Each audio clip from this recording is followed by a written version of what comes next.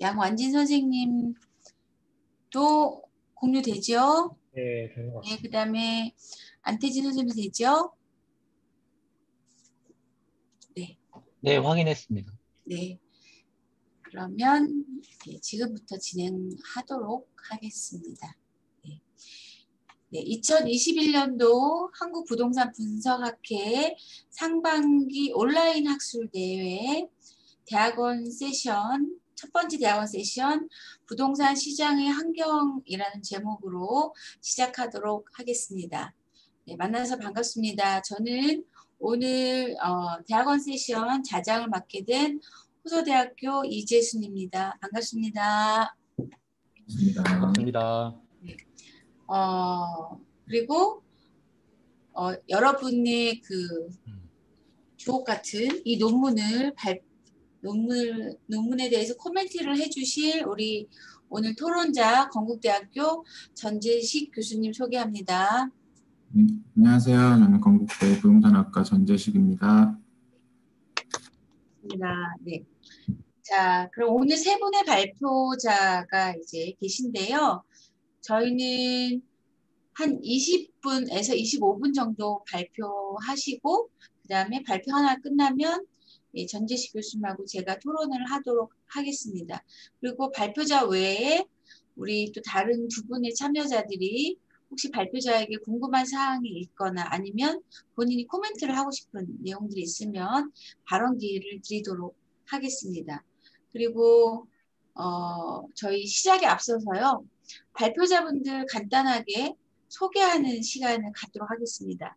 왜냐, 저희가 지금은 이제 우리 선생님들이 석사과정, 다 세 분 다 석사과정이시지만 여러분들이 나중에 또 박사를 하고 이 전문가로서 이 업계에 나오시거나 학계에 나오시면 다 만나실 분들이에요. 그런 차원에서 미리 우리가 이 네트워크를 쌓는 개념에서 본인들 소개를 하도록 하겠습니다. 나중에 또 저희가 만날 거잖아요. 그렇죠? 예, 그러면 소개는 누구부터 할까요? 거꾸로 할까요? 발표는 신영석 선생님부터 하실 거니까 간단하게 본인 소개는 안태진 선생님부터 하도록 하겠습니다. 네, 안녕하세요. 저는 한양대학교의 이창무 교수님 연구실에서 석사과정으로 있는 안태진이라고 합니다. 네. 자기소개를 어디까지 해드려야 할지 모르겠는데 하고 싶은 만큼 하십시오. 네. 다른 것보다 그냥 주택에 좀 관심이 많아서 이창무 교수님 밑에서 좀 관심 있게 좀 연구를 좀 여러모로 하고 있는 상황입니다. 잘 부탁드립니다. 네. 네, 다음으로 우리 양완진 선생님. 네, 안녕하세요. 저는 서울대학교 환경대학원 도시 및 지역계획학 전공 석사과정을 하고 있는 양완진이라고 합니다. 도시계획 전공이지만은 관심 있는 분야는 주택과 부동산 쪽이라서 관련된 주제를 가지고 공부를 하고 있습니다. 감사합니다. 네. 네, 그러면 신영석 선생님은 발표도 하시고, 소개도 하시고 바로 발표 시작하도록 하겠습니다. 네, 안녕하세요. 저는 한양대학교 도시대학원 석사과정 신형섭입니다. 지금 우하영 교수님 연구실 밑에 있고 주택, 부동산 쪽에 다 이제 관심을 가지고 있는데 그렇게 되면서 이제 이런 학회에도 관심을 갖고 이제 논문을 발표를 하게 되었습니다. 네. 발표 시작해 주시면 될 것 같습니다.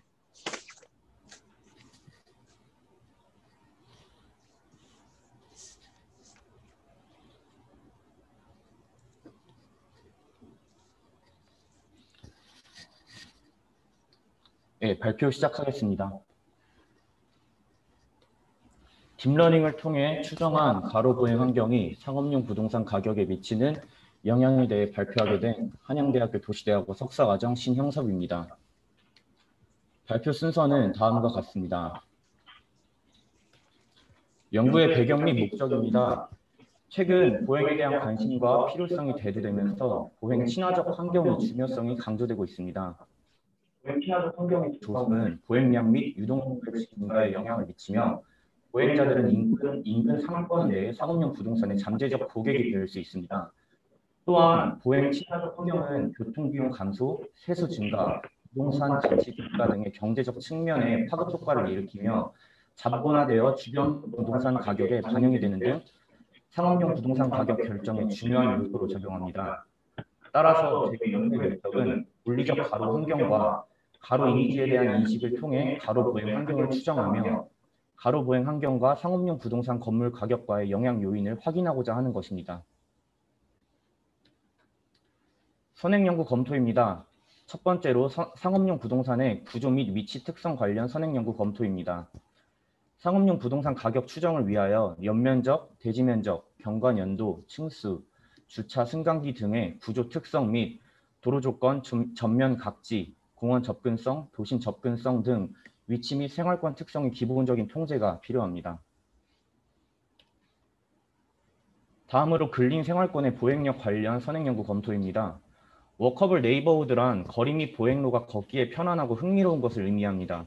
도시의 활력을 유지를 하기 위해서는 보행 활동 및 다양성이 중요하며 다양성의 4가지 조건으로는 토지 이용 혼합, 소규모 블록의 구성, 다양한 경관 연수, 다양한 개발 밀도가 있습니다.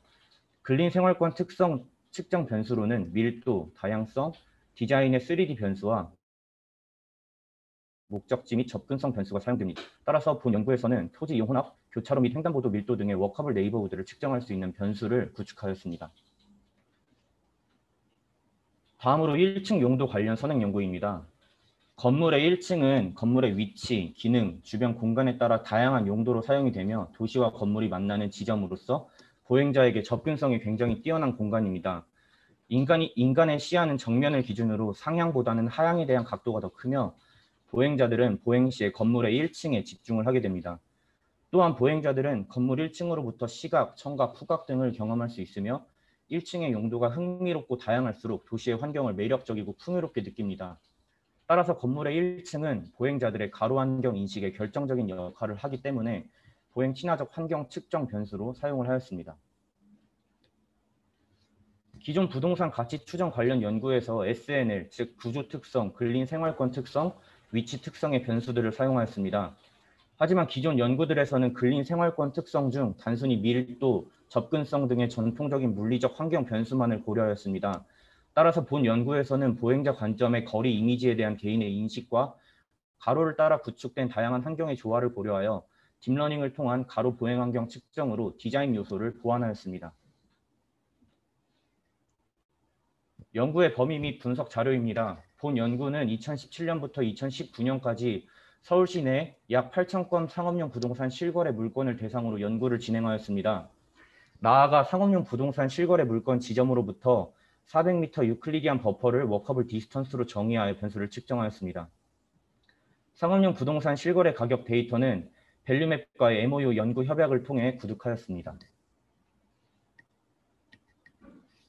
딥러닝 분석 방법입니다. 첫 번째 단계로 400m 버퍼 내의 모든 가로망에 20m 지점별 구글 스트리트뷰 파노라마 이미지를 구축하였습니다.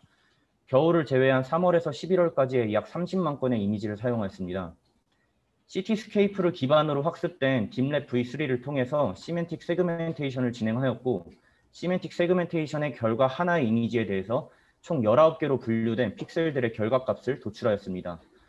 버퍼 내 모든 지점에서 도출된 픽셀 값들의 평균을 통해서 비주얼 워커빌리티 변수를 생성하였습니다. 측정 변수로서는 총 3가지 그린니스, 녹시율, 오픈니스, 개방감, 인클로저, 위호감 총 3가지로 측정하였습니다. 그린니스는 나무 픽셀 비율의 합으로 구한 녹시율이며 오픈니스는 하늘 픽셀 비율의 합으로 구한 개방감입니다. 인클로저는 수평적 픽셀 대비 수직적 픽셀 비율의 평균의 합이며 위호감을 나타냅니다. 컨셉추얼 모델입니다. 구조 특성, 위치 특성과 함께 보행 친화적 근린 생활권 특성을 통해서 상업용 부동산 실거래 가격을 분석하였습니다. 부동산 거래 연도 및 거래 분기를 통제하였으며 서울시 25개구로 생활권 비관측 특성을 통제하였습니다. 또한 XY 좌표를 통해서 공간적 자기 상관성을 통제하였습니다. 연구 모형으로는 헤도닉 프라이스 모델을 사용하였습니다. 종속 변수로는 상업용 부동산 가격을 사용하였으며 로그 값을 취해 변수로 사용하였습니다. 또한 이분산성 문제를 해결하기 위해서 로버스트를 통해 교정하였습니다. 독립변수입니다. 구조 특성으로는 연면적, 대지면적, 경관연도, 주차 가능 여부, 승강기 설치 여부, 건축물 구조 특성 및 건축물 주 용도를 통제 변수로 사용하였습니다. 보행 친화적 근린 생활권 변수로는 건축물 1층 용도, 횡단보도 밀도, 교차로 밀도, 지하철역 밀도, 버스 정류장 밀도, 토지 이용 혼합을 사용하였으며 딥러닝을 통한 비주얼 워커빌리티 변수를 사용하였습니다. 위치 특성으로는 도로 조건, 전면 도로 각지 여부, 공원 접근성, 도심 접근성 변수를 사용하였습니다. 기술 통계입니다. 건축물 구조 특성에서는 철골 콘크리트, 철근 콘크리트, 벽돌, 조적, 블록 구조 외의 기타 구조 특성을 레퍼런스 그룹으로 설정하였습니다. 건축물 주 용도에서는 제1종 근린 생활시설을 레퍼런스 그룹으로 설정하였고 도로 조건에서는 차량 진입이 불가한 도로를 레퍼런스 그룹으로 설정하였습니다. 공원 접근성은 공원 경계선까지의 최소 거리를, 도심 접근성은 CBD, YBD, GBD 경계선까지의 최소 거리를 측정하였습니다. 건축물 1층 용도에서는 음식점, 카페, 약국 및 의료시설 외의 기타 용도를 레퍼런스 그룹으로 설정하였습니다. 그 외의 기술 통계 값은 표를 참고해 주시기 바랍니다. 연구 결과입니다. 건축물 경관 연도가 오래될수록 상업용 부동산 실거래가는 하락하였습니다. 차량 접근이 불가한 도로보다 차량 접근이 가능한 도로에서 상업용 부동산 실거래 가격이 상승하였습니다. 또한 도심 경계선까지의 거리가 멀어질수록 상업용 부동산 가격은 하락하였습니다. 건축물 1층 용도가 음식점이며 카페일수록 상업용 부동산 가격은 상승하였으며 교차로 밀도, 지하철역 밀도, 버스 정류장 밀도가 높을수록 상업용 부동산 가격이 상승하였습니다. 녹시율이 높을수록 상업용 부동산 가격이 상승하였으며 개방감이 높을수록 상업용 부동산 가격이 상승하였고 개방감의 정도가 일정 부분 이상을 넘어가면서부터는 상업용 부동산 가격이 하락하는 결과를 보였습니다. 결론 및 시사점입니다. 교차로 밀도가 높을수록 소규모 블록으로 구성되며 차량의 속도를 감소시킵니다. 도시계획과는 소규모 블록의 조성을 통해서 보행 안전을 위한 건조 환경을 개선함으로써 상업용 부동산 가격을 상승시킬 수 있습니다. 또한 일반적으로 차대 사람 사고 위험성이 높은 곳에 횡단보도가 설치되며 횡단보도 밀도가 높은 지역은 사고 위험이 높은 지점으로서 상업용 부동산 가격이 하락한다는 것을 알 수 있습니다. 토지 이용 혼합은 다양한 목적성을 지닌 도시민들로 인해서 주 야간 도시의 활력을 증가시킵니다. 따라서 다양한 시간대와 목적에 따른 부가가치 창출을 위해서 토지를 이용하며 상업용 부동산 가격을 상승시킬 수 있습니다. 건물의 1층은 보행자들에게 접근성이 굉장히 뛰어난 공간입니다. 건물의 1층에 카페 및 음식점 등의 용도와 소프트 엣지 디자인을 고려하여 배치를 한다면 보행자들에게 흥미로운 보행활동을 제공하며 이는 상업용 부동산 가격을 상승시킬 수 있습니다. 전통적인 근린환경 측정 변수로 사용하는 녹지율은 보행자 관점의 시각적 녹지 비율 판단과 다를 가능성이 큽니다. 도시계획과는 단순히 공원을 통한 녹지 조성을 넘어서 벽면 녹화, 가로수 등 입체적 녹지 방안을 통해 가로 녹시율을 증진시킬 필요가 있습니다. 또한 개방감이 높을수록 시각적 보행 환경에 긍정적이지만 일정 부분 이상의 개방감은 부정적인 영향을 보였습니다. 적정 수준의 개방감을 확보할 수 있는 가로 디자인 제한을 통해 상업용 부동산 가격을 상승시킬 수 있을 것입니다. 이상 발표 마치겠습니다. 감사합니다. 네, 재미있는 발표 잘 들었습니다. 그러면 우리 전재식 교수님 토론 듣도록 하겠습니다. 네, 발표 잘 들었습니다.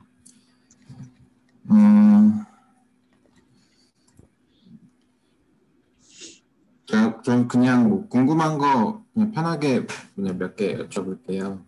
예. 네, 발표 자체가 되게 재밌어서 그냥 정말 재밌게 잘 들었고요.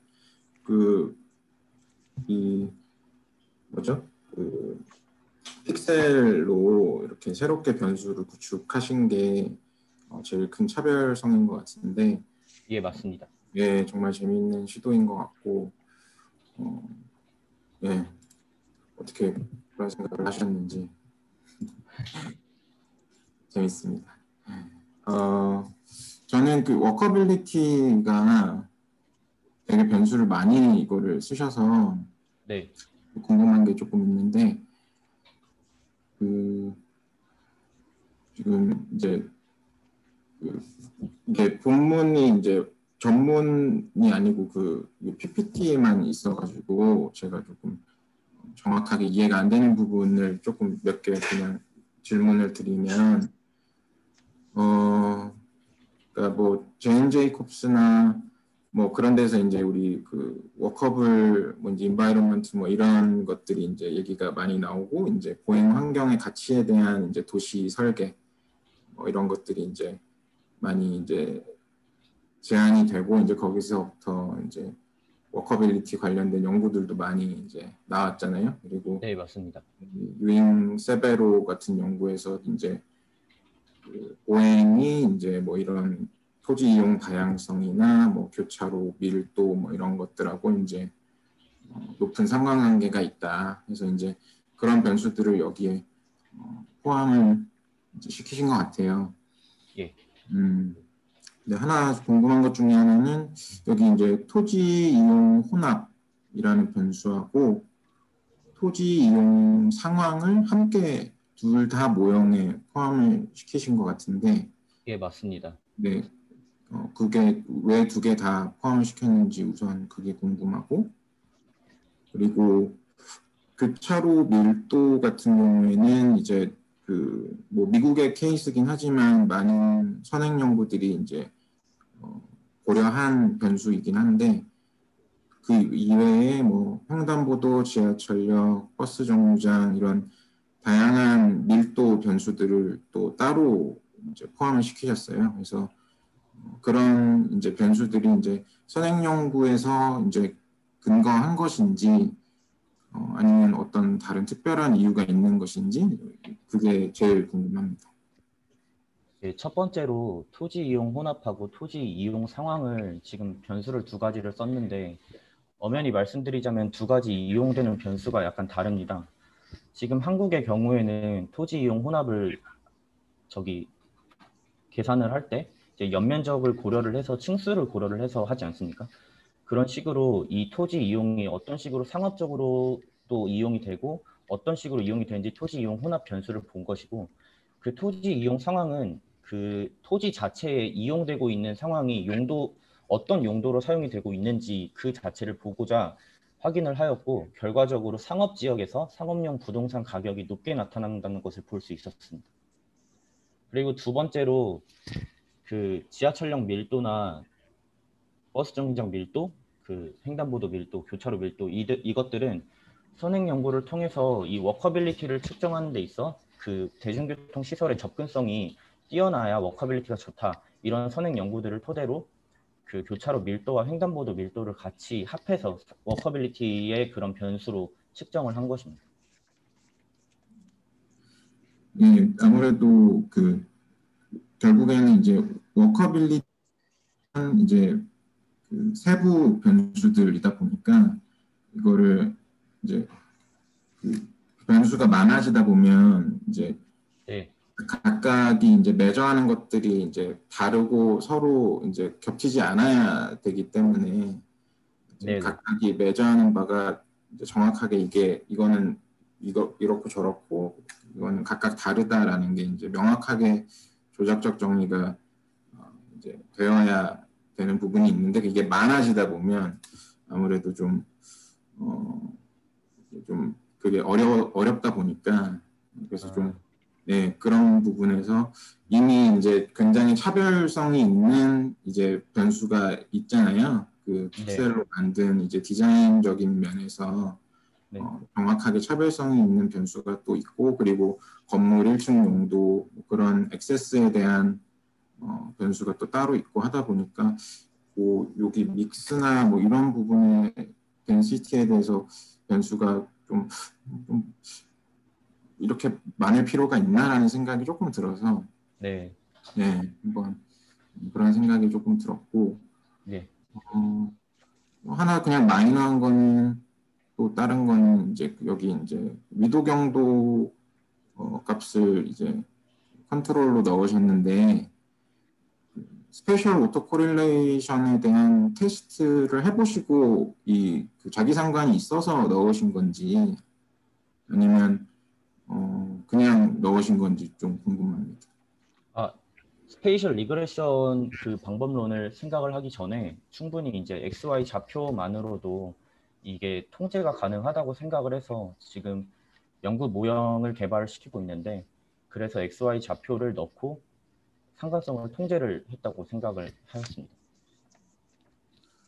제가 아는 한으로는 이게 뭐 공간적 자기 상관이 없을 때는 뭐 굳이 이거를 넣으실 필요는 없어서요.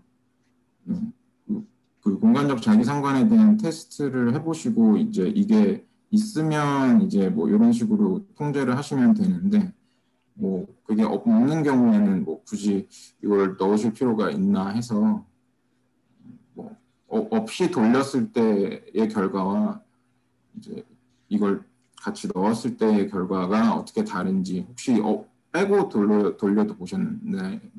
궁금해서. 아니요, 넣고 돌렸습니다. 없이 돌려도 그냥 왠지 결과가 비슷하게 잘 나오지 않을까 그런 생각이 들어서 한번 여쭤봤어요. 예, 확인해 보도록 하겠습니다. 네, 재미있는 발표 잘 들었습니다.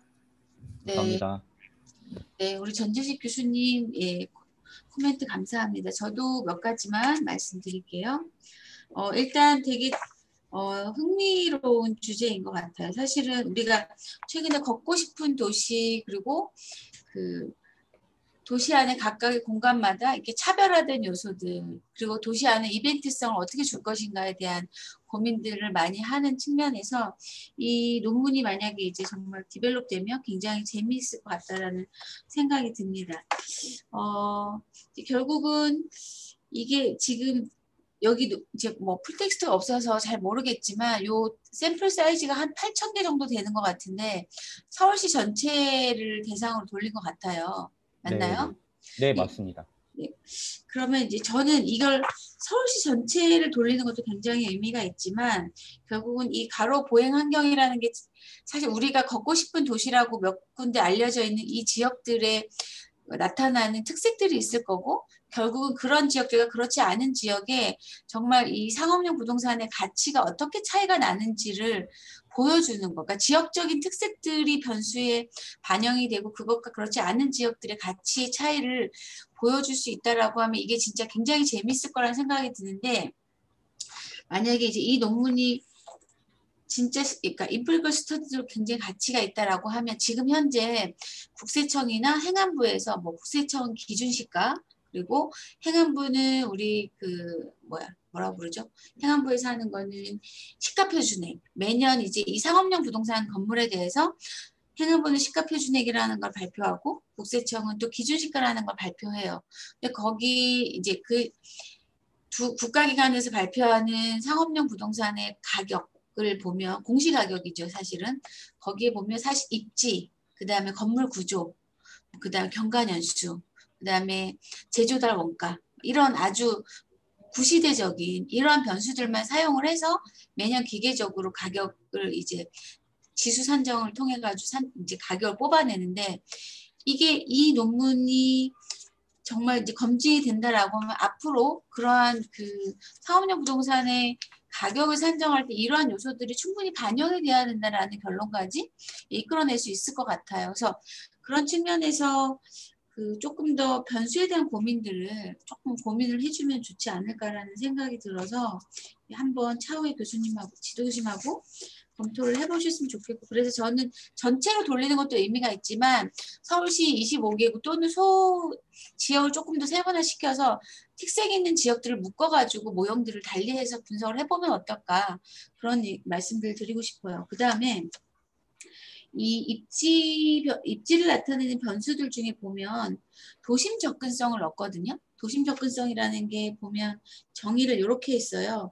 상업용 부동산 실거래 물건으로부터 CBD, YBD, GBD 경기선까지 최소 거리인데, 사실은 걷고 싶은 거리를 우리가 만들 때는 이렇게 큰 개념의 상업성을 갖추기보다는 각각의 지역에서 일어나는 그 이벤트성들을 굉장히 강조하잖아요. 근데 이게 CBD, YBD, GBD까지의 접근성이 상업용 부동산, 그러니까 큰 오피셜한 이렇게 오피스 같은 이런 건물의 가치에는 굉장히 큰 영향을 주겠지만 여기서 얘기하는 걷고 싶은 거리에서 나타난 거리의 특성이 상업용 부동산 가치에 준 영향을 미치는 이 건물과는 약간 상이할 것 같아요. 그래서 그러니까 이제 여기서 얘기하는 상업용 부동산의 대상에 대한 고민들도 한번 필요하고, 그 다음에 이 변수에 대한 부분들도 과연 입지적인 특성들이 꼭 도심과 연결되어야 되네. 이게 만약에 오피스 건물이라고 하면 이 변수가 맞을 것 같은데, 여기에서 핵심 포인트는 가로 보행 환경, 걷고 싶은 환경을 만드는 건데 약간 달리 보이기도 하거든요. 그래서 이러한 고민들이 좀 조금 더 이런 고민들을 해주시면 더 좋은 논문이 되지 않을까라는 생각이 들고, 그다음에 아까 이제 이건 하나 궁금한 건데 개방성에 대한 얘기를 했는데 일정 부분 개방성이 너무 커지면 오히려 이게 네거티브한 이펙트가 나타난다고 했어요. 근데 그게 네네. 어느 정도 수준을 얘기하는 건지. 그 파노라마 이미지를 확인을 했을 때 하늘의 비율이 어느 정도 부분까지 있을 경우에는 상업용 부동산 가격에 증가를 하지만 이 개방감이 이 건물의 높이가 낮아지면서 하늘의 그런 비율이 더 많아질수록 그런 그 상업용 부동산 가격이 하락을 하는 것을 볼 수 있었습니다. 개방감이라는 게 조작적 정의가 그렇게 내려지는 건가요? 예, 맞습니다. 저는 그 의미를 사실 제대로 이해를 못했고, 네, 그 부분에 대한 것들도 약간 모호하네요. 그래서 그런 부분들도 한번 생각을 해주시고, 그리고 이제 아까 다시 한번 돌아가 보면 이게 여기 제목은 상업용 부동산 가격인데 여기 쓰신 거는 커머셜 프로퍼티 밸류라고 쓰잖아요. 그죠? 그러니까 우리는 밸류는 가치이니까 용어에 대한 거 하나. 그다음에 종속 변수를요. 이게 뭐 너무 많은 제가 이제 요구를 할 수도 있는데 종속 변수를 상업용 실거래가로 넣으셨잖아요. 그죠? 그럼 요 똑같은 데이터를 가지고 아까 말씀드린 행안부의 시가표준액, 우리가 요즘에 공시가격들이 굉장히 시끄럽잖아요. 세금을 부과하는 공시가격을 넣었을 때 또 어떤 특성이 나타나는지 종속 변수만 한번 바꿨을 때 또 이게 의미가 있는지, 그럼 만약 의미가 이게 실거래가하고 종속 변수를 시가표준액으로 넣었을 때 차이가 크다라고 하면 시가표준액 산정에 문제가 있는 거잖아요. 그렇죠? 근데 그런 것들 비교해 주는 논문도 후속으로 한번 생각해 보면 재밌을 것 같습니다. 네. 좋은 발표 잘 들었습니다. 네, 좋은 말씀 감사합니다. 네. 자, 고생하셨습니다. 그러면 이제 첫 번째 발표를 마치고 두 번째, 주택금융제약이 가구의 자가점유 및 구매한 주택의 가격에 미치는 영향이라는 제목으로 양완진 선생님이 발표해 주시겠습니다.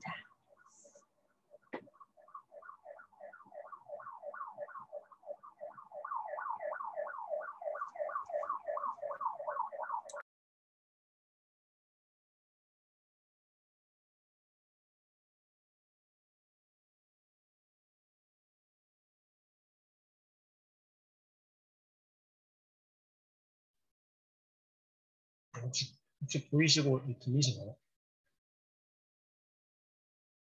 네, 잘 보입니다. 네, 안녕하세요. 서울대학교 환경대학원 도시 및 지역계획학 전공 석사과정 4기 양완진입니다. 저는 이번 학술대회에서 주택금융제약이 가구의 주택구매 행태에 미치는 영향을 소득 역진적 효과를 중심으로 분석한 결과를 발표하도록 하겠습니다. 기존에 냈던 제목과 조금 다른데요. 해당 내용은 추후에 말씀드리도록 하겠습니다. 먼저 목차입니다. 서론, 소백 내용 속도, 분석 자료 및 연구 방법, 분석 결과, 본론 순으로 발표하겠습니다. 먼저 연구의 배경은 다음과 같습니다. 우리나라는 2010년 이래로 자가점유율, 주택보급률, 장기임대주택 재고율이 지속적으로 증가하였으나 자가점유율은 아직 OECD 평균에 도달하지 못하고 있는 상황입니다. 주택을 통한 자산 증식, 주거 안정 차원에서 자가 마련은 가구에 큰 관심사였으며 이를 위해 개별 가구는 소득에 기반한 자산 축적, 금융기관 대출, 전세자금 등을 활용해 왔습니다. 한편 시장의 안정을 위해 대출을 소득과 자산에 따라 구제하는 제도를 김대중 정부 이래로 시행해 왔으며 이는 가계부채의 건전성 제고와 시장 안정화 측면에서 긍정적이었지만 가구의 자가 점유에는 부정적인 영향을 주고 있습니다. 이러한 상황에서 주택금융제약이 개별 가구의 자가 점유 여부에 어떤 영향을 미치고 구매한 주택의 면적, 규모에는 어떠한 영향을 주었는지 알아보는 것이 본 연구의 목적입니다. 또한 본 연구는 해당 주택금융제약의 영향이 개별 가구의 특성에 따라 소득에 따라 어떻게 달라지는지를 규명하고자 합니다. 연구의 구성은 다음 그림과 같습니다. 본 연구의 주요한 이론적 배경은 먼저 현 예산 제약성 모형과 자산 기반 복지 이론입니다. 자산 기반 복지 이론은 세라든에 의해서 처음 제안되었고요. 자산 기반 복지가 자산을 가진 계층이 그렇지 않은 계층에 비해 훨씬 지역사회 참여에 적극적이고 자산 확보를 위한 경제활동을 활발하므로 자산을 확보할 수 있는 정부와 지자체의 적극적 사회정책이 필요하다는 것이 주요 논점입니다. 이러한 자산 기반 복지 실전적 측면에서 자가소유 정책은 꽤 효과적인 수단도 알려져 왔고 국가의 재정적 문제를 타개하는 복지 출구 전략으로 보는 시선도 있습니다. 하지만 최근에 가구원이 감소하고 직업 이동이 자유로워지고 플랫폼 노동자가 증가하는 등 자가소유 체제에 대한 선순환적 안정성 구조에 대한 의문도 커지고 있는 게 사실입니다. 따라서 우리나라를 비롯한 선진국의 주택 정책 논의는 자가소유 확대의 한계에 대한 명확한 인식을 비롯하여서 민간임대, 공공임대, 자가소유로 구성되는 점유 형태 간의 적절한 균형에 대한 강조로 종합할 수 있습니다. 본 연구는 따라서 최근의 주택 정책과 같이 점유 형태의 적절한 균형을 유지하되 자산 기반 복지 이론에 근거한 자가소유 제고 정책에 초점을 두고 이러한 정책이 적극적인 실천 방향으로 어떻게 자리매김해야 할지에 대한 시사점을 지지하는 게 목적입니다. 구체적인 선행 연구를 좀 정리해봤습니다. 먼저 점유 형태를 결정하는 요인과 주택금융제약에 관련된 선행 연구를 정리하였는데요. 대부분의 선행 연구가 가구의 특성, 그리고 가구의 인구적 특성과 경제적 특성, 그리고 제가 주요하게 생각하고 있는 주택금융제약 변수 등을 추가하여서 가구의 점유 형태에 대한 선택을 분석하였던 결과를 선행 연구에서는 보여주고 있습니다. 본 연구에서는 선행 연구에서 검증된 변수들을 포함하고 검증된 가구에 대한 특성을 포함하고 있는 변수들을 포함하고 주택금융제약 변수를 계산하여서 해당 변수들이 점유 형태와 매입한 주택 규모에 미치는 영향, 그리고 조절 효과까지를 검증하고자 합니다. 앞서 서론과 선행 연구 부분을 다음과 같은 두 개의 질문으로 요약을 할 수 있습니다. 먼저 주택금융제약이 자가점유 여부와 구매한 주택의 면적에 어떠한 영향을 미치는지를 확인하고 그 영향을 미쳤다면 그 가구의 자산과 소득 수준에 따라 그 정도가 달라지는지를 분석하고자 합니다. 이에 따라서 저는 헤크만 2단계 추정이라는 방법론을 활용하고자 합니다. 헤크만 2단계 추정은 먼저 1단계에서 자가 소유 여부를 선택하는 선택 방정식을 분석하고 2단계에서는 구입한 주택의 면적을 회귀 분석을 통해서 분석하는 과정을 가지게 됩니다. 각 단계에서는 가구의 향상소득을 추가하여서 향상소득에 대한 상호작용을 추가하여서 가구의 소득이 가지고 있는 주택금융제약에 대한 조절 효과를 확인하였습니다. 분석 자료는 2019년 국토교통부의 주거실태조사 자료이며 전체 표본 중 임차 가구와 2010년도 이후에 매입한 자가가구를 대상으로 합니다. 주요 결집지를 제외하였고 아파트만을 연구 대상으로 설정하였는데 주택담보대출이 아파트 같은 거래가 자주 이루어지는 주택을 대상으로는 실거래가를 기준으로 주택담보대출이 금융권에서 산정이 되지만 그 외에 빌라, 단독주택 그런 거래가 자주 없는 주택 유형 같은 경우에는 실거래가보다는 공시지가 또는 자체 감정가를 가지고 주택담보대출이 이루어진다는 것을 확인했기 때문에 연구의 정밀성을 높이기 위해서 아파트만을 연구 대상으로 설정하였습니다. 연구의 주요 변수는 다음과 같습니다. 가구의 인구 경제적 특성과 함께 지역 변수, 주택 구입률 제약 변수로 구성을 하였습니다. 그중 주요 변수에 대해서 간단히 말씀드리겠습니다. 먼저 향상소득에 관련된 내용입니다. 주택과 같은 내구재의 소비에는 기존의 경상소득보다는 향상소득이 더 큰 영향을 미친다고 알려져 있습니다. 따라서 앞장의 연구대상 표본이었던 17,000여 가구를 대상으로 향상소득을 추정하였고, 종속 변수는 가구의 월평균 경상소득, 그리고 독립변수는 오른쪽 표와 같이 구성하였습니다. 그리고 추정한 향상소득을, 각 가구의 향상소득을 추정 모형의 설명변수로 활용하였습니다. 그 이후에는 상대 주거 비용을 주요 변수로 활용하였습니다. 일단 사용자 비용은 주거 서비스를 소비하기 위해서 가구에서 소요되는 비용으로, 자가의 경우에는 주택을 소유하는 데 지불하는 비용, 전월세, 임차 가구의 경우에는 전세자금에 대한 이자 비용 또는 전세금과 보증금, 그리고 월세 등이 포함됩니다.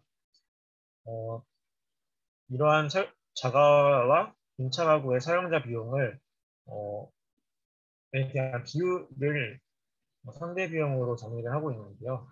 여기서 주의해야 될 부분은 자가 가구 같은 경우에는 매매 가격이 설문에서 구득이 가능하지만 월세 가격이 실제로 이루어지지 않고 일종의 추정이 필요하고, 임차 가구 같은 경우에는 설문에서 또한 구득이 가능하지만 매매 가격이 없기 때문에 매매 가격에 대한 추정이 필요합니다. 따라서 각각의 해당 변수를 구축하기 위해서 먼저 임차 가구는 연, 월, 일세를 모두 월세로 전환을 하였고요. 그 이후에 매매 가격과 월세 가격에 대한 각각 특성 가격 함수를 도출하였고, 이후에 자가 가구의 월세 가격, 임차 가구의 매매 가격을 추정하였습니다. 최종적으로 아래의 식과 같이 매매 가격과 월세 가격을 대입하여서 상대 주거 비용을 구하였습니다. 그리고 마지막으로 제일 중요한 변수인 제약 변수입니다. 앞서 상대 비용과 유사하게 본 연구는 주택 금융 제약 변수를 기본적으로 특성 감안 함수에 따라서 추정된 최적 주택 가격 빼기 해당 지역과 구매 연도의 LTV 제약으로 인한 최대 주택 가격으로 구성하였습니다. 이를 위해서는 이 표와 같이 주택 금융제약이 규제가 존재하지 않는 자가 가구를 추출하여서 이들을 대상으로 특성 가격 함수를 추정할 필요가 있습니다. 따라서 다음과 같이 무제약 가구를 선정하여서 특성 가격 함수를 도출하였고, 전체 연구 대상 표본의 최적 주택 가격을 도출하였습니다. 그 이후에 해당 가격을 지역 및 구매 연도에 따른 LTV 최대 구매 가능 가격으로 뺀 값을 제약 변수로 다음과 같이 설정하였습니다. 본 연구에서는 순 자산을 1-규제 LTV 나눈 값이 최대 구매 가능 가격으로 설정하였습니다. 그 획득한 2단계 분석 결과 오른쪽 다음 그래프와 같이 오른쪽 표와 같이 자산 제약이 클수록, 즉 규제가 클수록 가구의 전 형태가 임차의 확률이 더 큰 것을 확인할 수 있었습니다. 그리고 소득이 큰 가구는 자산 제약이 커지더라도 자가에서 임차로 갈 확률의 증가분이 크지 않았으나, 소득이 작은 가구는 그 기울기가 급격한 것을 확인할 수 있었는데요. 이 내용은 단 그래프와 같이 확인할 수 있습니다. 이것을 실증적으로 헤크만 2단계 분석의 상호작용을 통해서도 확인할 수 있습니다. 보시다시피 상호작용이 플러스 양의 부호를 가지는 것을 확인할 수 있습니다. 점유 형태와 마찬가지로 자산 제약이 커질수록, 즉 규제가 커질수록 자가구가 가지는 면적은 작아지는 것을 확인할 수 있었고요. 소득이 큰 가구는 자산 제약이 커지더라도 그 면적이 줄어드는 기울기가 크지 않았으나 소득이 작은 가구는 그 기울기가 급격하게 감소하는 것을 확인할 수 있었습니다. 이 그래프가 앞서 말씀드린 소득에 따라서 피치드 밸류, 일정 부분의 각 점유 형태와 주택금융제약 변수의 회기선을 보여주는 그래프입니다. 점유 형태, 자가 면적, 주택금융제약 변수 사이의 관계가 기본적으로 부의 관계를 가지고 있음을 그래프로 확인할 수 있고요. 형성소득을 10분위로 분류하여 분위별 그래프로 표현하였을 때 형성소득이 높은 집단이 그렇지 않은 집단에 비해 주택금융자액이 높을 때 주택 면적을 적게 줄이는 것으로 나타났습니다. 해당 내용을 앞서 헤크만 2단계 분석을 통해 계량적으로 실증적으로 분석하였습니다. 결론은 다음과 같습니다. 기존 현황 연구와 다르게 LTV와 관련된 주택금융제약 변수를 운영하였고 헤크만 2단계 선택 모형을 활용하여 가구의 자가 점유 여부와 구입한 주택 규모에 미치는 영향을 파악한다는 점에서 선행 연구와 차별성이 있습니다. 이에 더하여 주택금융제약이 자가 점유 여부, 규모에 미치는 영향이 가구의 향상소득의 조도 효력과에 따라 다르게 나타나는 것을 실증적으로 분명하였습니다. 따라서 현재 단순히 일률적으로 지역과 담보물건의 가격대에서만 다르게 적용되는 현행 LTV와 DTI 규제가 아니라 여러 정교한 주택금융 정책이 필요하다는 시사점을 제시할 수 있을 것 같습니다.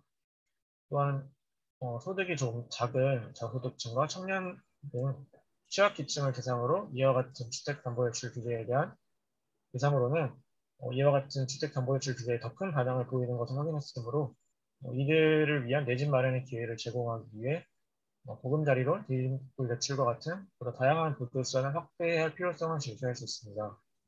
다만 본 연구는 모형의 낮은 공성성을 줄이기 위해서 항상소득만을 추정하여서 부재력별을 확인하였다는 점, 그리고 자산제약과 함께 소득제약도 실제로 시장에서는 함께 작용하므로 소득제약에 대한 추가적인 분석도 필요하다는 점에서 한계를 가집니다.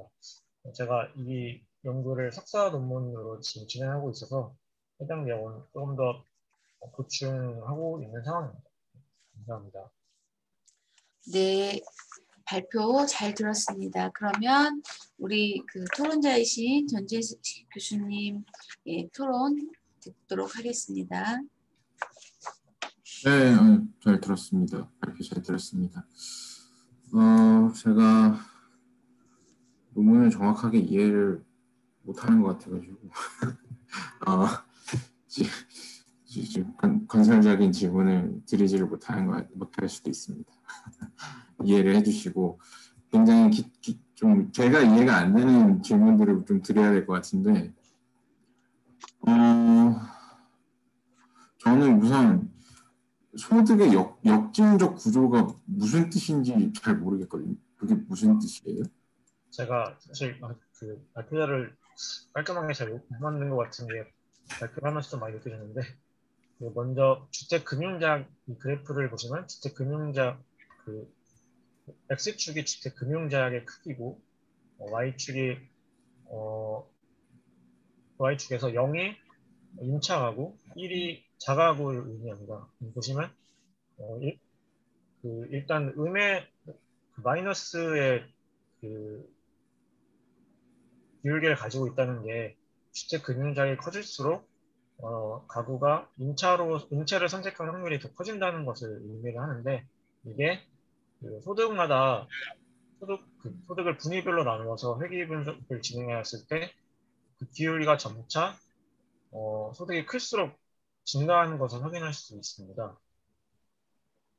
이게 소득이 클수록 주택금융자액이 미치는 영향이 더 작다는 것을 의미한다고 저는 생각을 했습니다. 그러니까 저소득층에서는 이런 제약에 대해서 더 예민하게 반응을 하고 있다는 것을 보여준다고 생각을 했습니다. 이게 점유 형태뿐만 아니라 주거 면적에서도 비슷하게 나타나는 것을 확인할 수 있었습니다.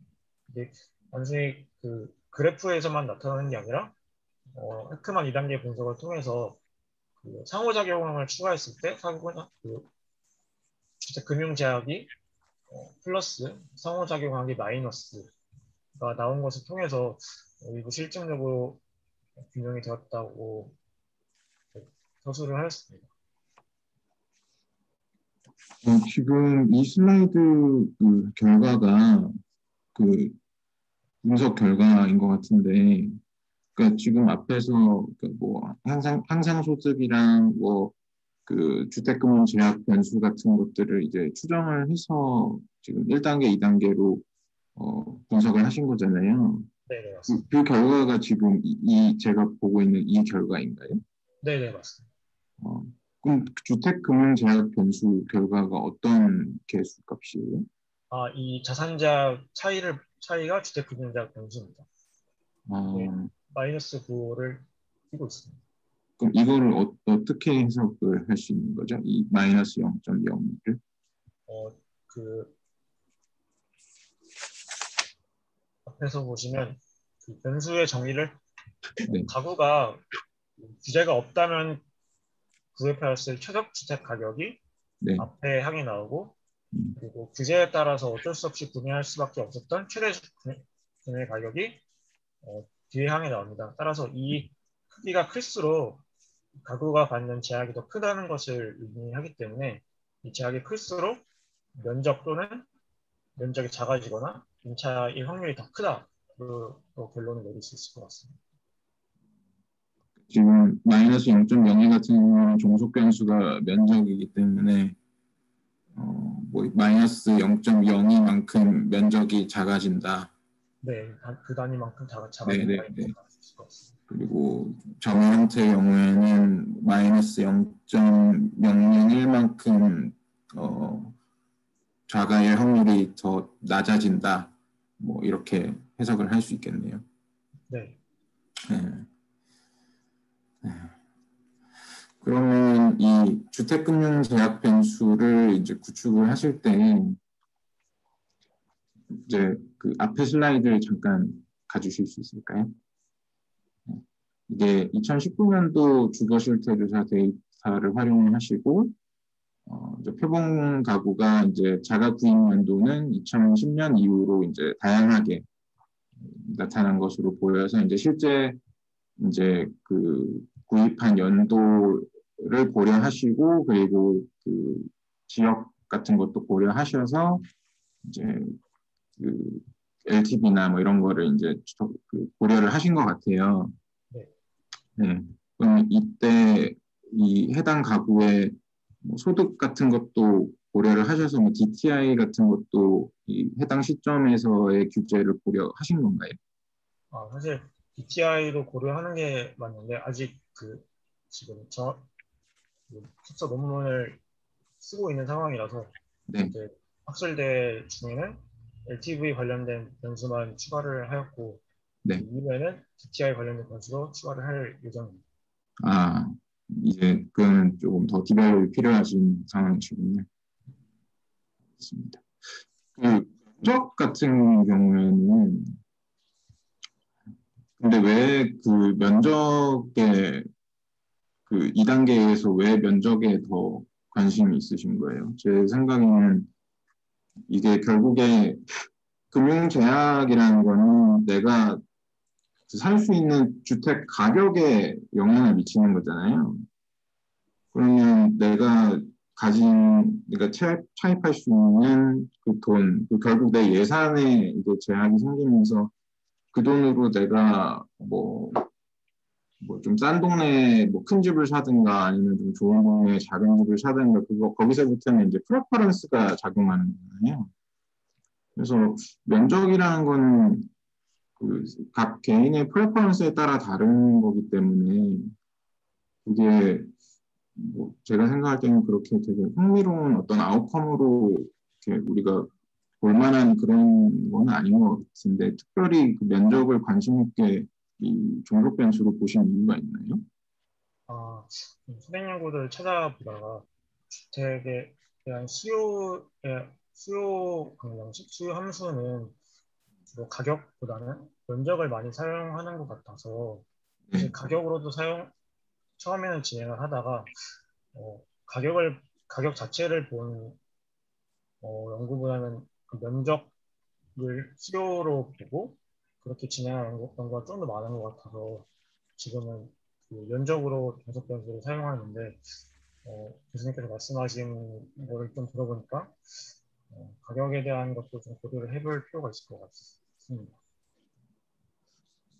제가 느끼기에는 이게 어차피 2단계로 나눠서 보고 싶으신 거라면 1단계에서 자가냐 뭐 임차냐를 가지고 자가 가구가 그러면 자가로 결정을 했다면 이제 비싼 집을 살 것인지 싼 걸 살 것인지를 결정할 때 이제 이런 금융제약이나 소득이나 뭐 이런 것들이 얼마나 영향을 미치는지를 그 영향의 크기를 보는 게 좀 흥미로운 것 같아서 좀 그런 생각이 들었고요. 네, 그렇습니다. 아니면 뭐 데이터가 근데 이 주거 실태 조사는 제가 데이터를 잘 몰라서 그러는데 이거는 패널로 구축하신 데이터는 아닌가요? 제가 알기로 2010년도까지는 패널로 진행이 되었는데 그 이후에는 그냥 횡단면 자료만 이렇게 제공하고 있습니다. 네. 알겠습니다. 뭐 혹시나 패널로 구축이 되면 이제 뭐 다음 선택은 어떻게 했나 뭐 이렇게까지 뭐 할 수 있으면 뭐 그런 것도 뭐 재밌겠다는 생각이 들어서 제가 개인적으로 궁금해서 한번 여쭤봤습니다. 네. 감사합니다. 감사합니다. 네. 네, 전재식 교수님 의견, 예, 코멘트 잘 들었습니다. 저도 이 논문이 예, 재밌으면서 어렵기도 하고 헷갈리기도 하고 이 논문을 통해서 어떤 임플리케이션을 얻고 싶을까 그리고 분석 결과를 가지고 나중에 어떤 대안을 내고 싶을까 이게 굉장히 궁금했거든요.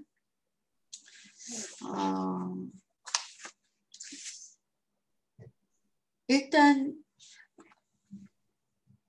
본인이 이제 결론의 몇 가지 내용들을 제시하셨는데 본인은 이 분석을 통해서 본인이 가장 주장하고 싶은 내용이 뭘까요? 사실은 우리가 여기 다양한 이제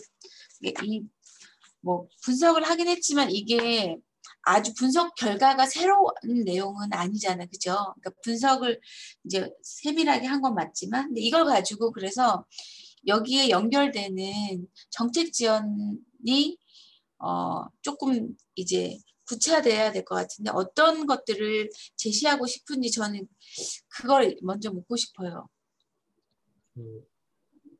가장 이 논문에서 하고 싶었던 얘기는 가구의 항상소득에 따라서 주택금융제약이 미치는 영향이 다르게 나타났다는 것을 보여주고 싶었습니다.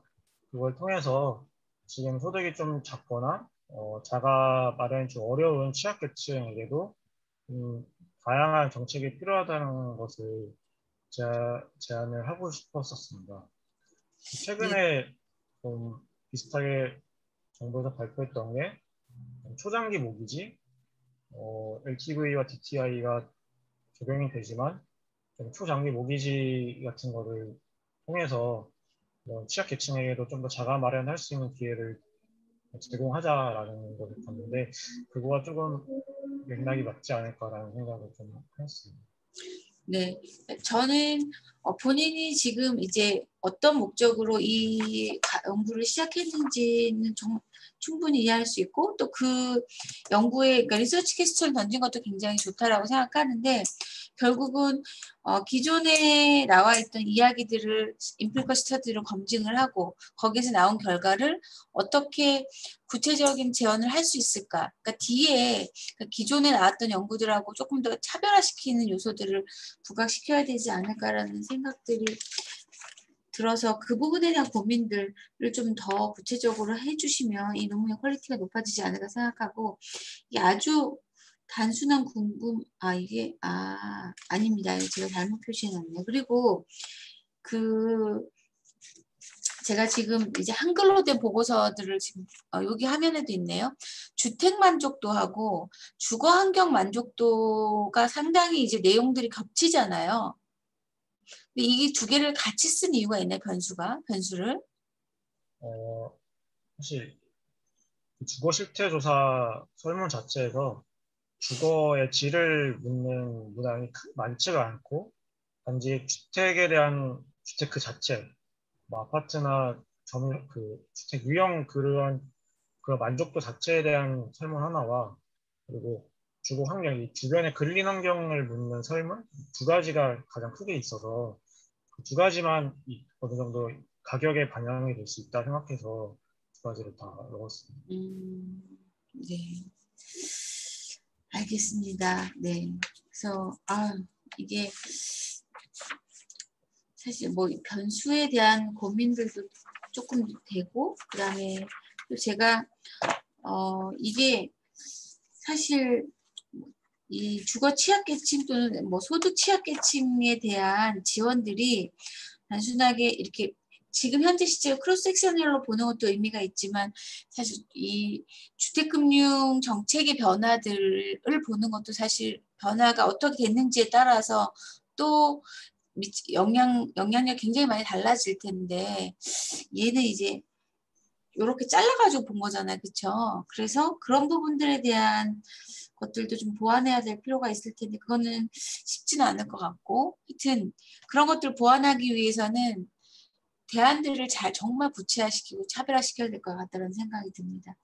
재미있는 논문이고 조금 더 보완하셔서 좋은 석사 논문으로 발전시키시기를 바랍니다. 아까 제가 첫 번째 발표에 까먹었는데요. 신영선 선생님 발표 때 까먹었는데 우리 혹시 같이 이렇게 발표 참석하신 발표자로 참여하신 선생님들 중에 우리 앞에 신영선 선생님이나 양환진 선생님 논문 보고 나는 요 논문에 대해서 이렇게 생각한다 아니면 이런 거에 대해서 질문하고 싶다고 생각하시는 친구 있으시면 발언 기회 드릴게요.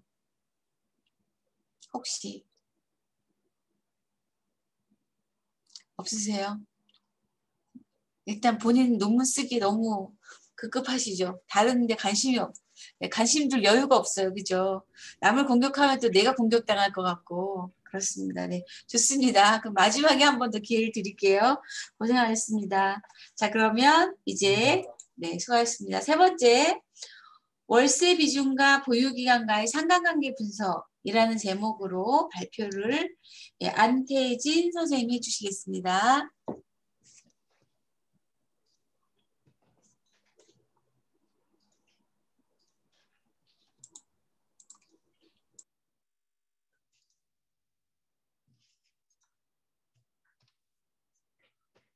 네, 안녕하세요. 저 한양대학교 이창무 교수님 연구실에서 석사과정으로 있는 안태진입니다. 네, 저는 지금 월세 비중에 따라서 달리 나타날 수 있는 보유기간에 대해서 좀 연구를 좀 해보자 좀 진행을 해보았습니다. 네. 네, 연구 배경하고 목적, 그리고 선행 연구, 그 다음에 실증 분석, 결론으로 구성을 했습니다. 네, 본 연구에서는 이제 한국 특유의 전월세 시장의 개념을 기초로 해서 이제 보유기간에 대한 분석을 통해 현 부동산 시장의 형태를 간접적으로 관찰해 보고자 합니다.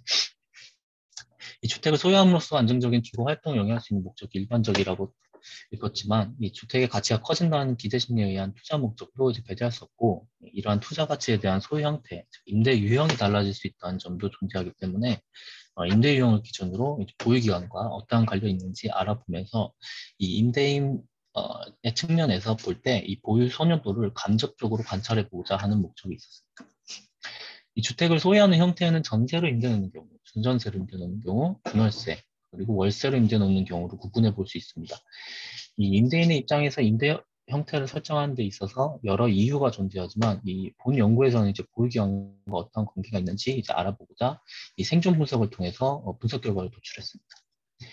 또한 유독 국민의 관심이 많은 동남권, 강남 4개구를 기준으로 해서 이제 보유기간을 좀 달리 분석을 해보았습니다. 이 본 연구의 자료의 범위는 2011년 1월부터 2018년 12월까지 아파트 실거래가 자료하고 이 전월세 확정 신고를 이제 병합해서 자료로 분석을 진행했습니다. 이 연구 범위는 서울시 전체를 대상으로 하되 이 중심인 동남권을 기준으로 해서 비교하는 방식으로 이제 분석을 진행을 했습니다.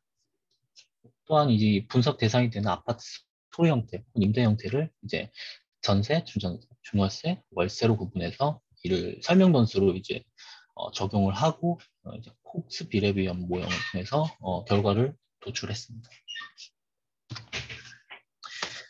이제 선행 연구입니다. 이 선행 연구는 이제 전월세와 관련된 선행 연구와 이제 보유기간과 관련된 선행 연구를 구분해서 제가 좀 찾아봤는데요. 보통 전월세 선행 연구에서는 이제 다양하게 이제 보증금 비중에 따라서 어떠한 형태 그리고 어떠한 것이 관련이 있는지 다양한 분석이 진행이 되었고 연구도 존재하지만 이 임대 방식을 기준으로 보았을 때 이제 가격, 연령, 이제 보유 자산의 유형 등에 따라서 이제 임대 방식이 결정될 수 있다는 것을 이제 이 연구가 결과로 이제 나와 있습니다. 이 주택 보유 기간을 기준으로 본 이 선행 연구들에서는 다양한 설명 변수들도 존재를 하고 다양한 이제 분석 모형도 적용이 되었는데 이 요약해서 말씀을 드리면 이 보유 기간과는 관련된 설명 변수로서 이제 가격 혹은 종속 변수를 자가 비점유자, 자가 점유자로 구분하는 경우도 있었고 그리고 지역을 구분해서 달리 보는 그런 연구도 있었습니다. 이 가격에서는 이제 가격이 높을수록 이제 주택 매각 확률이 높아져서 결국에는 보유 기간이 길어지는 형태를 얘기하는 논문도 있었고 그리고 자가 비점유자하고 자가 점유자를 구분했을 때 보았을 때 이 매각 확률은 이제 자가 비점유자가 이제 더 높게 나타나서 보유 기간이 더 짧은 것으로 나타났습니다.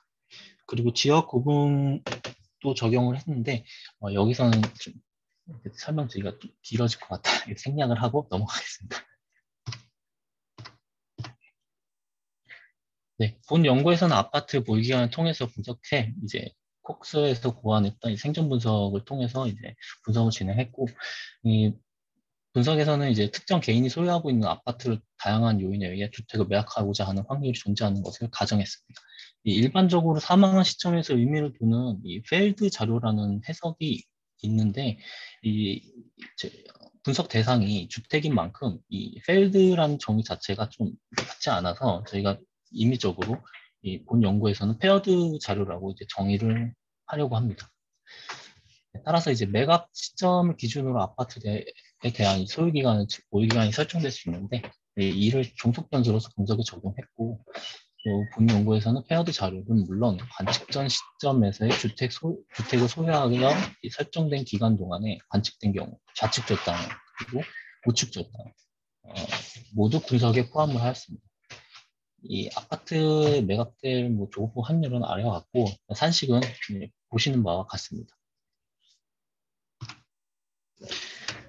네, 자료를 구축하는 방식에 좀 말씀을 드리면 본 연구에서는 이제 보유 기간의 임차 정보를 사용하기 위해서 이제 앞서 말씀드린 바와 같이 실거래가 자료하고 전월세 확정 신고 자료를 사용을 했는데 이 아파트 실거래가 자료와 이제 확정 신고 자료를 이제 시공구 법정동 문법 부분에서 아파트 호수까지 해서 기준으로 이제 자료를 병합한 다음에 이제 기간을 이제 2011년 1월부터 18년까지의 자료만 선별을 해가지고 이제 사용을 했습니다. 이 관측될 수 있는 여러 유형의 자료가 존재하는데요. 그림에서 보신 분과 같이 이제 A에서 D까지에 해당되는 유형의 자료들이 있습니다.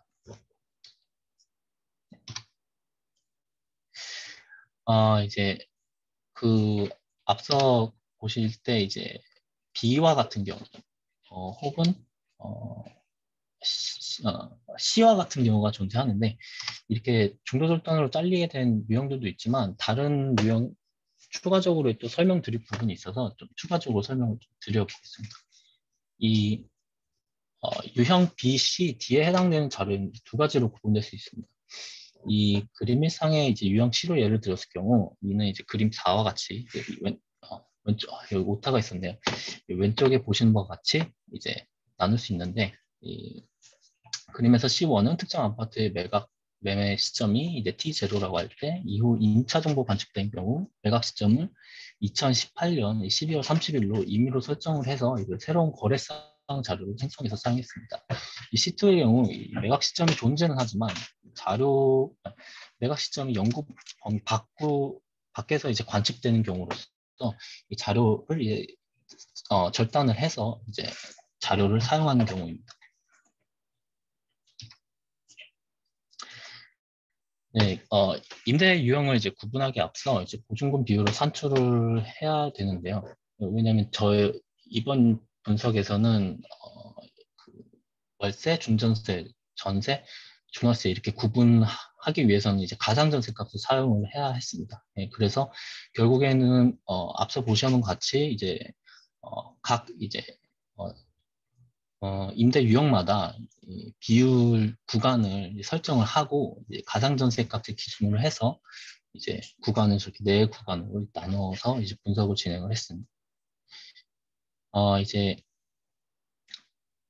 말씀드린 것 같이 이제 가상전세 값은 이제 매수 시점과 이제 매도 시점 사이의 임차 자료를 이제 구 단위의 전월세 전환율 자료를 병합하고 이를 사용하여 산출했습니다. 네, 복수의 이제 전월세 자료가 있을 경우에는 이제 두 매매 시점 사이에 존재하는 임차 자료에 이제 보증금과 이제 월세 평균값을 사용해서 비율을 산출했습니다. 네, 그림 3에서 보시는 것 같이 여러 개의 임차 정보가 두 매매 정보 사이에 존재할 경우 이를 평균화하여 이제 비율을 산출하고 이제 그 비율을 이제 구간에 따라 대입을 해가지고 이제 설명 번수로 이제 구분하였습니다. 이 임대 유형은 전세 대비 보증금 비율로 이제 기준으로 구분했고 이제 각 비율 구간에 따라서 명시된 임대 유형은 정의법은 이제 한국부동산원의 비율 구분 방식과 명시법을 인용하여 정의했습니다. 네. 그리고 이제 각 자료 유형마다 차지하는 비중을 보면 우측 중도 절단 자료가 2.6, 양측 중도 절단 자료가 0.6, 가장 적은 비중을 차지하고 있었고 우중도 생성 자료가 한 35.8%로 가장 많은 비중을 차지했습니다. 이 임대 유형으로 보면 전세가 18.8%로 상당히 많은 비중을 차지하고 있는 것으로 확인됐고 이 월세가 이제 3.3%로 이제 가장 적은 비중을 차지했습니다. 이 보유기간에 따라서 자료를 구분하여 자료 비중을 살펴본 결과 이 아파트 보유기간이 2001인 이상이 표본이 14.9%에 적어졌습니다. 네, 평균치를 보시면 보유기간으로 볼 때 이 임대 유형 중 중월세에 해당되는 표본의 보유기간이 다른 임대 유형에 비해 더 긴 것으로 나타났습니다. 그중 전세 보유기간이 가장 짧은 것으로 나타났고 지역 구분에 따른 이제 평당 가격을 보았을 때 송파구의 평당 가격이 제일 높았고 이외의 서울 지역의 평당 가격이 제일 낮은 것으로 나타났습니다. 여기서 보시는 이외 서울 지역은 이외 서울 구 단위의 이외 서울 지역의 이제 평균값을 사용한 것입니다. 이 보유기간 구분에 따른 이번엔 넘어가겠습니다. 네, 분석 결과입니다. 이제 건물 특성에서는 면적이 클수록 이 매각 확률이 낮아지는 것으로 나타났고 이제 층이 높을수록 매각 확률이 높아지는 것으로 나타났습니다. 이 50에서 이제 65 미만의 아파트 보유자 연령 기준으로 보았을 때는 이 30에서 50 미만의 매각 확률이 높아지는 것으로 나타났고 65세 이상 연령대의 매각 확률은 더 낮은 것으로 나타납니다. 지역 특성으로 보면 이제 강동구의 매각 확률이 강남구보다 더 높았고 송파구, 서초구 그리고 이외 서울 지역의 매각 확률이 이제 강남구보다 낮은 것으로 나타났습니다.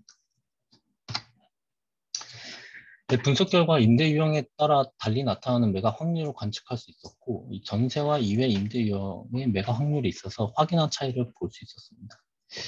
이 연령으로 보았을 때 연령 구간이 높을수록 아파트 매각 확률이 낮아지는 것으로 나타나 아파트 소유자의 나이가 많을수록 보유기간이 길어지는 것으로 해석됩니다. 지역 특성으로 보면 강동구의 매각 확률이 강남구보다 높았고 이제 송파구, 서초구 이외 서울 지역의 매각 확률은 강남구보다 낮은 것으로 나타났지만 유의하지는 않았습니다. 강남구의 유의도를 감안해서 이를 제외한 경우 이제 모든 지역의 보유 기간을 비교해 보았을 때 강남구 보유 기간이 가장 짧은 것으로 해석되었습니다. 이 본 연구에서는 임대인 입장에서의 아파트 보유기간과 고증금 비중에 따른 임대 유형과의 상관관계를 알아보자 이제 수 비례에 위한 모형을 사용했지만 이 자가로 보유함과 동시에 거주하는 케이스는 저희가 구분을 따로 이제 비교를 할 수가 없어가지고 이제 본 연구에서는 포함시키지 않았고 이 다주택 보유자에 대한 구분이 없었기 때문에 이를 반영하면 좀 더 개선된 연구 결과로 나타날 수 있을 거라 생각합니다. 예, 이상입니다. 네, 발표 잘 들었습니다. 그러면 네, 전재식 교수님 토론 부탁드립니다. 네, 발표 잘 들었습니다. 그 데이터가 되게 재밌는데 데이터에 대해서 좀 질문을 드리고 싶어서 그 데이터 슬라이드 쪽으로 좀 가주실 수 있을까요? 네. 그 앞에 네, 그 하나 앞에. 네. 아, 죄송해요. 아, 네. 네. 네, 여기 맞는 것 같아요. 신거래하고 전월세 확정일자 자료를 합쳐서 아파트 동호수까지 파악을 하셨다고 하셨는데 네. 이게 어떻게 하면 이렇게 돼요? 좀 궁금해서. 아, 이 병합하는 과정을 말씀하시는 건가요? 네, 실거래 자료가 아파트 동호수까지 나오나요? 네. 호수까지도 나옵니다. 국토부 실거래 자료가요? 네, 네, 맞습니다. 아, 그래요? 뭐 네, 네. 층하고 거의 그것만 나오는 거 아닌가요, 원래? 저희는 이제 호수까지 나오는 거 확인해서 이제 데이터를 병합하고 있습니다. 아, 몇 동 몇 호가 나와요? 네, 네. 아, 그래요? 전월세 확정일자도 몇 동 몇 호가 나와요? 네, 맞습니다. 그렇군요.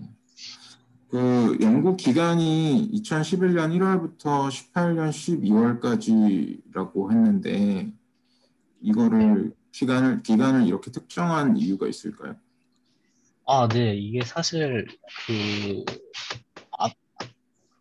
요거 다음에 이제 설명을 드린 부분이 있는데 그 전월세 그 전환율을 사용해가지고 이제 저희가 이제 가상전세 값을 산출을 하는데 이 전월세 전환율 자료 자체가 통계청에 나와 있는 게 이 2011년부터 2018년까지밖에 없어가지고 네, 저희가 지금 그 자료의 한계 때문에 이유로 이제 구간을 이렇게밖에 설정을 하지 못했습니다.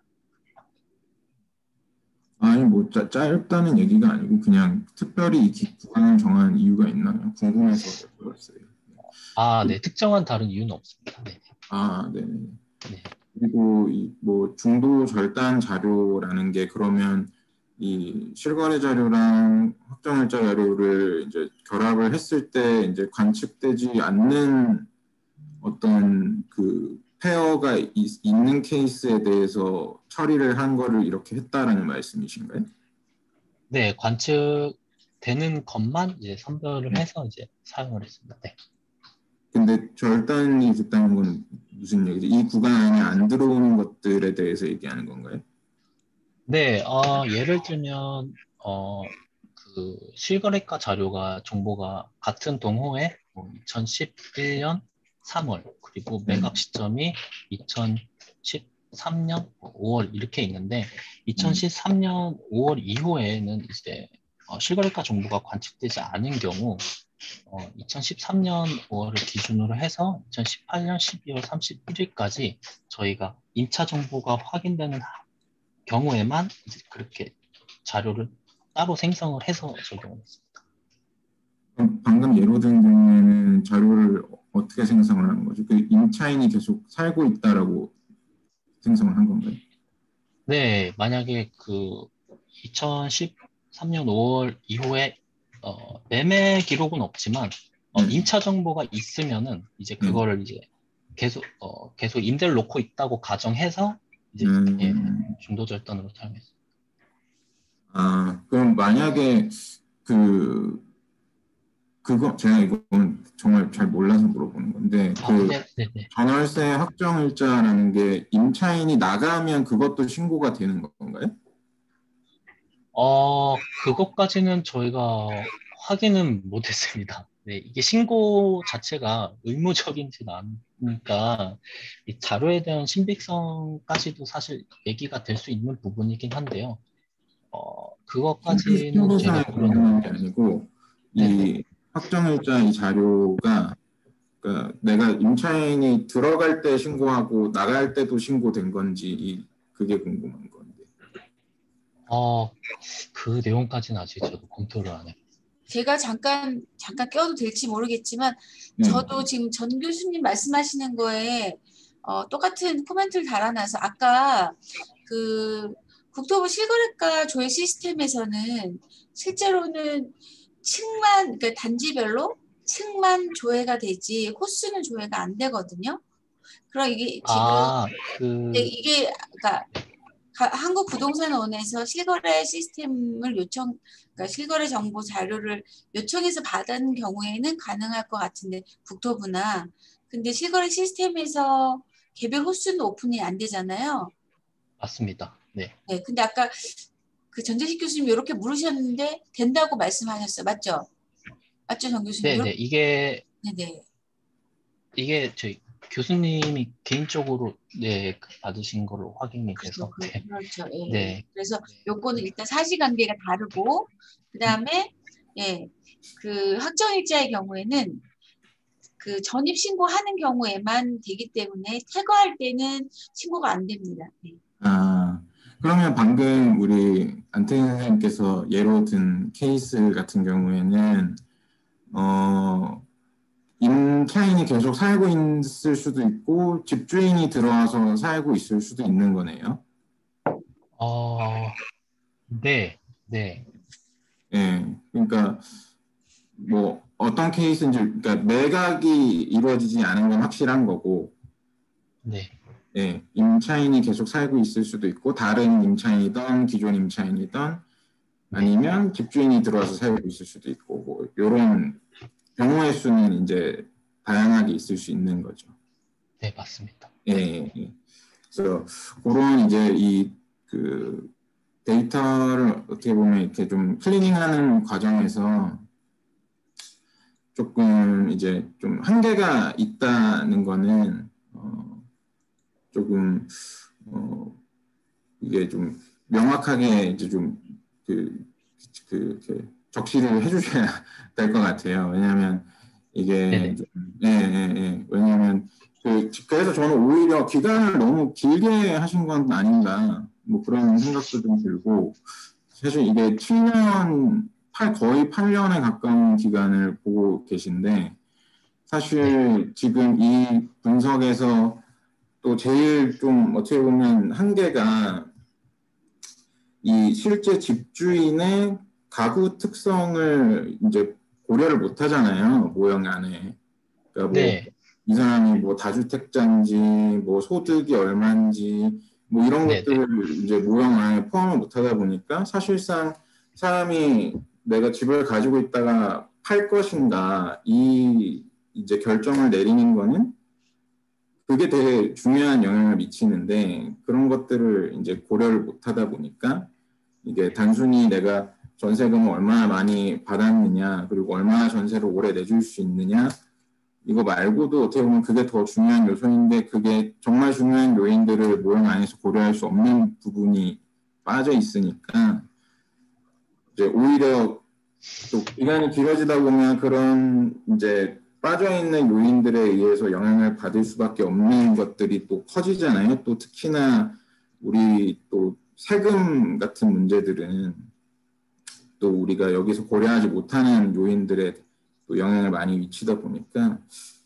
오히려 기간을 조금 줄여서 이제 기간을 줄이면 지금 여기 A, B, C, D 중에 이제 A에 해당하는 케이스가 더 늘어날 것 같아요. 기간을 줄이면 줄일수록 그러니까 중도 절단 자료는 줄어들면서 이제 그 컴플리트 페어가 늘어나고 이제 뭐 기간을 줄이기 때문에 뭐 거기에서 오는 또 단점은 있겠습니다만 오히려 좀 아까 얘기한 어떤 그런 이제 이걸 이제 그 매니플레이션 하면서 생기는 에러는 또 줄일 수 있기 때문에 오히려 저는 그게 조금 더 낫지 않을까 하는 생각이 들고 근데 사실 그럼에도 불구하고 방금 말씀드린 이제 그런 가구의 어떤 인구 사회적 특성, 그 소득이나 이런 경제적인 특성 같은 것들이 또 고려가 안 되기 때문에 조금 모르겠어요. 이게 이 가구 단위에서 분석이 돼야 될 모형인지 아니면 차라리 요거를 그냥 좀 지역 단위로 저는 조금 에그리게이트를 해가지고 지역적인 좀 격차를 보는 것은 어떨까? 왜냐하면 이 전세 시장의 어떤 지역적인 격차에 대한 임플리케이션은 확실히 있을 것 같거든요, 이게. 그래서 조금 그 전세 시장에 대한 어쨌든 임플리케이션이 있는 연구 같아서 그렇다면 차라리 이거를 뭐 물론 이게 좀 되게 파인그레인한 데이터라서 그게 좀 아깝긴 하지만 지역 단위로 이거를 바꿔서 전세 시장의 지역 격차를 이제 볼 수 있는 어떤 모형으로 발전시켜 보는 것은 어떨까 좀 그런 생각을 해봤습니다. 이상입니다. 예. 네, 감사합니다. 안태진 학생 뭐 디펜스 하실 거 있으시면 하시고. 네, 뭐, 네, 네. 그럼 제가 코멘트 네. 저는 이 논문 재밌게 잘 봤는데요. 이 논문을 통해서 어떤 결과를 도출할 수 있을까? 어떤 결과를 도출할 수 있을까? 많이 생각을 해봤는데 참 어려울 것 같다는 생각이 들어서 일단 제가 궁금한 거 먼저 질문해 볼게요. 네. 이렇게 이제 한글로 저희한테 사전에 줬던 논문에 이런 내용이 있더라고요. 임대 유형을 구분하기 앞서서 보증금 비율 산출해서 사용될 가상 전세값을 구했다라고 했거든요. 네, 사실 네. 우리가 시중에서 전세, 준전세, 준월세, 월세는 기존의 계약 형태에서 그 보증금 비율이 얼마나 차지하냐에 따라서 이제 유형 구분을 하는 건데 그 원래 계약된 데이터를 안 쓰고 여기는 가상 전세 값이라는 걸 구했다라고 표현이 돼 있어요. 근데 이걸 네, 네. 가상 전세 값을 왜 구했는지 제가 네. 정확하게 이해가 안 되거든요. 사실 그 초기에는 그냥 보증금 대비 월세 이 비율로 해서 저희도 구분을 해보려고 했는데 그 월세 자체가 매우 불안정해서 자료가 그래서 결국에는 이제 가상전세 값으로 통일을 해가지고 그걸 이제 전세금으로 이제 다시 사용을 하고 그다음에 이제 그거 대비해서 그 보증금 비중으로 해가지고 비교하는 게 그 설명 변수 넣는 게 더 안정적일 수 있지 않을까 해가지고 이렇게 선정을 했습니다. 네네. 정확하게 제가 잘 이해를 못하겠는데 사실 이제 보증금과 월세의 비율이 뭐 지역적 차이가 굉장히 많이 나긴 하지만 그게 해당 시장의 주택 특성을 굉장히 잘 보여주기도 해요. 그리고 이게 그러니까 아파트의 노후도 또는 뭐 면적, 위치 이런 여러 가지 특성들에 따라서 그 보증금의 규모들이 굉장히 달라지고 있고 그다음에 부동산원에서 전월세 전환율이라는 걸 매월 발표하긴 하지만 사실 지역 안에서도 이렇게 베리에이션이 굉장히 크거든요. 근데 기존에 이제 실제 거래된 자료가 있는데 이걸 다시 그 구단위 전월세 전환율로 가상값을 구해가지고 데이터를 구축했기 때문에 여기에서 생기는 또 그 오차들이 생길 수 있거든요. 그래서 이게 왜 가상 전세값을 가지고 써야 되는 건지에 대한 의문이 제가 일단 들어서 제가 이제 네.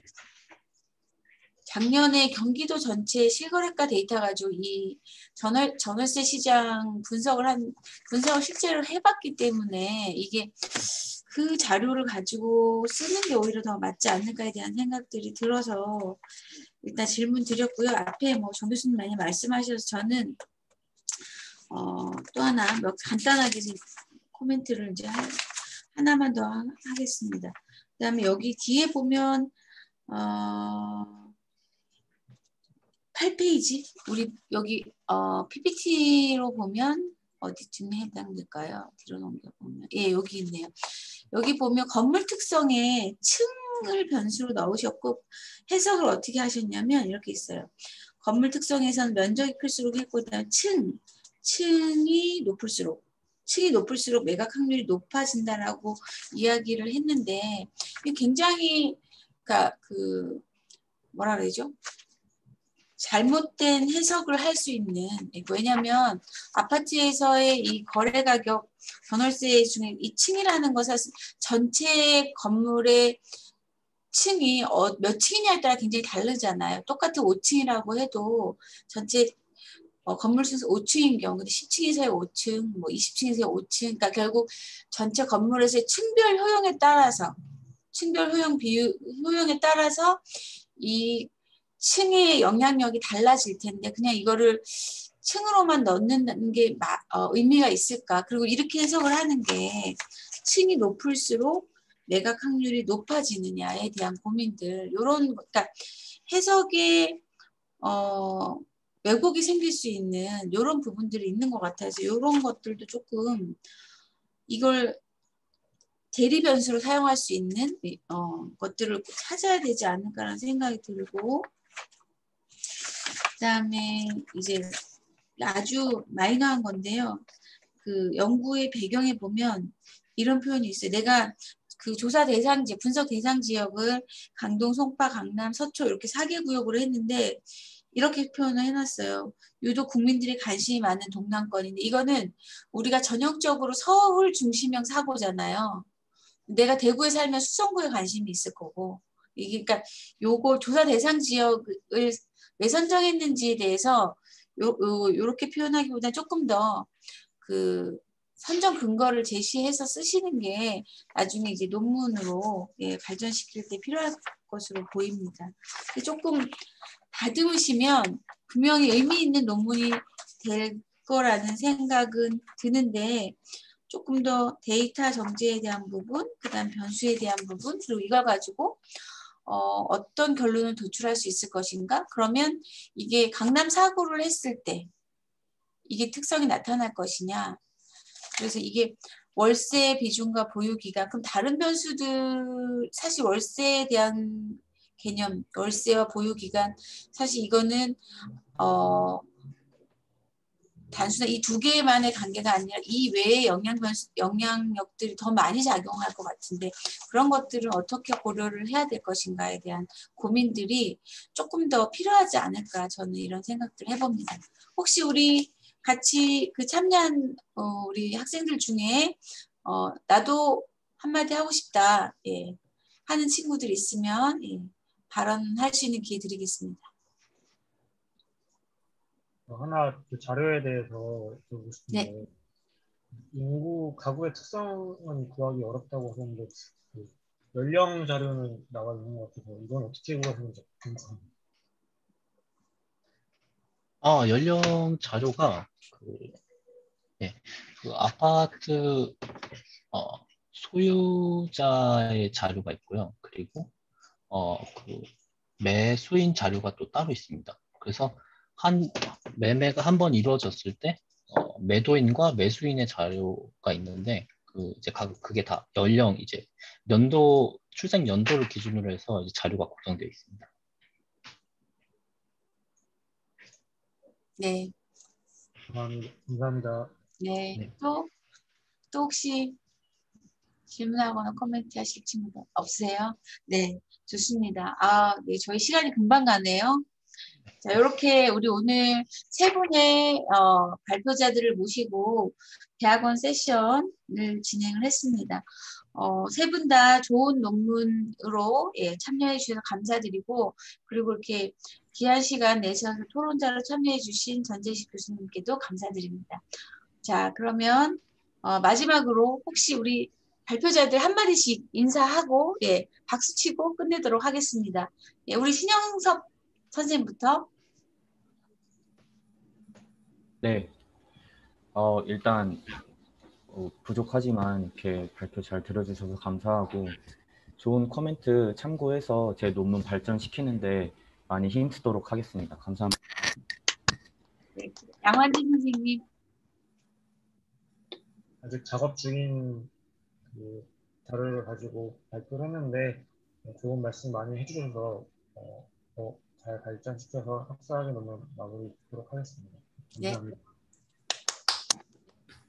네. 태진 선생님. 네, 제가 요번에 준비한 자료가 사실 지금 아직도 데이터는 정제 중인 단계에 있고요. 자료가 워낙 방대해가지고 그리고 이게 새로운 게 그러니까 저도 사실 버벅대는데 바빠서 발표는 드렸는데 조언해 주시는 거 정말 너무 도움이 많이 될 것 같아서 네, 감사하게 느끼고요. 다음에 만약에 학회에서 뭐 발표해야 될 기회가 있으면 좀 더 개선된 자료로 좀 인사드리도록 하겠습니다. 네, 감사합니다. 네, 감사합니다. 네, 그러면 우리 예, 대학원 세션 1번 대학원 세션 마치도록 하고요. 세 분은 예,